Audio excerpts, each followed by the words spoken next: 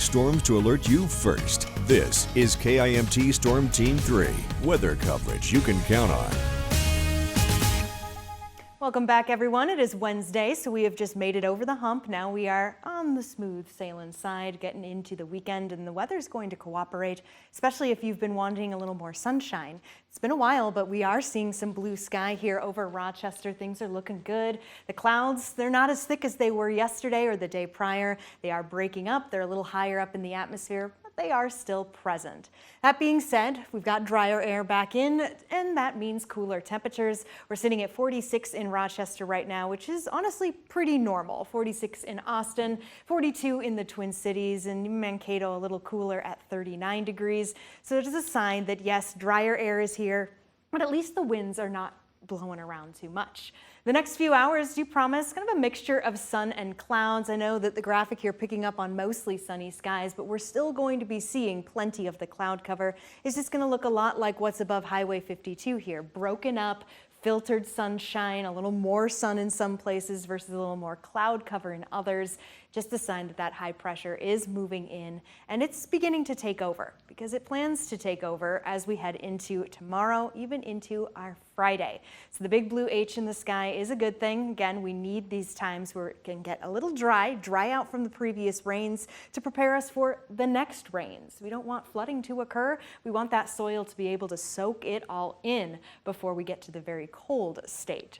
Now, let's move over to Sky Tracker 3, also picking up on the clouds, doing its best to try to differentiate where we're seeing thinner clouds, so it opens it up a little more versus, say, some thicker clouds a little more on the white side.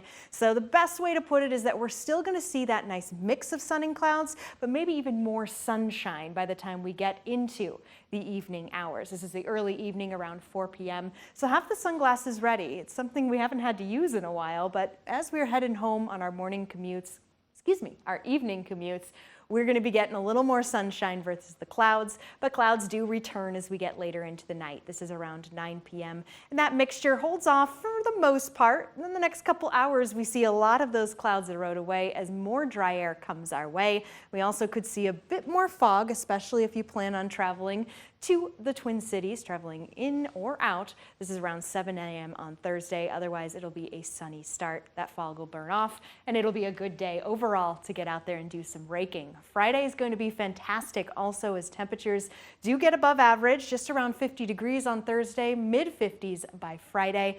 As those clouds begin to build back in during the evening hours of Friday, that sets us up for what's looking to be a pretty soggy Saturday. So yes, get the raking done. These next couple days, even today is a good day to do it. And the next 10 days present us with an interesting, I'll call it the roller coaster, sure, of the temperatures. We've got mostly above average here, even temperatures starting to get closer to the 60-degree mark before we fall back down. So Nick, we're still warmer than normal.